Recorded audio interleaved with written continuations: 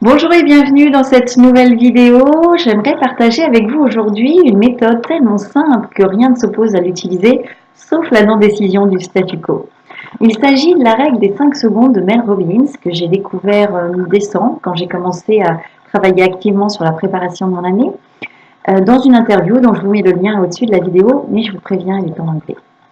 Donc vous le savez ou pas, ce sont toutes nos petites décisions ou non-décisions du quotidien qui dessinent notre réalité. Éteindre ou pas le réveil, le matin et se lever, manger ou ne pas manger les bonnes choses, sortir ou ne pas sortir, quand il pleut et qu'on avait prévu de courir, parler ou ne pas parler, à un meeting business. Et ce sont toutes ces petites victoires quotidiennes contre notre Goliath, notre bataille mentale, j'aurai l'occasion de faire un article prochainement, qui nourrissent ou non notre confiance et nous font avancer dans la bonne direction. En fait, notre cerveau est programmé pour nous empêcher de faire des choses inconfortables, pour nous protéger. C'est une partie du pilote automatique dont je parlais hier. Et du coup, notre job, votre job, mon job, si tant est que nous voulons garder le contrôle, c'est d'apprendre comment passer de l'intention à l'action dans tous ces petits moments du quotidien. Parce que nous savons tous, finalement, ce que nous devons faire pour entreprendre et réussir ce que nous voulons avoir, mais ce que nous ne savons pas, c'est comment faire pour que nous passions effectivement à l'action. Et voilà le secret de la règle des 5 secondes.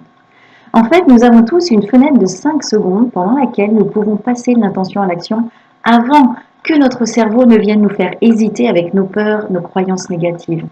Et en utilisant dans cette fenêtre un compte à rebours, comme pour le lancement d'une fusée, nous interrompons instantanément le programme automatique et inconscient qui nous incite à ne rien faire, à procrastiner, et nous réveillons au contraire notre cortex préfrontal qui lui nous pousse à agir.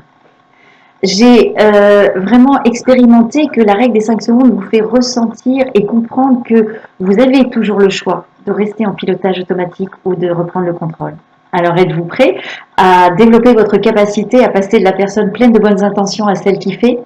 Alors essayez cette règle des 5 secondes pendant les 5 prochains jours. Comment?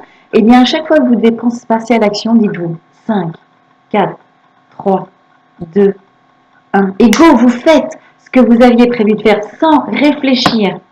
Essayez, vous verrez, c'est absolument fabuleux. Là encore, le fait même de penser à utiliser cette stratégie court-circuitera d'une façon ou d'une autre votre pilote automatique. Mais je vous incite vraiment à tester pleinement cette stratégie. Alors 5, 4, 3, 2, 1. Passez une super journée et je vous dis à demain.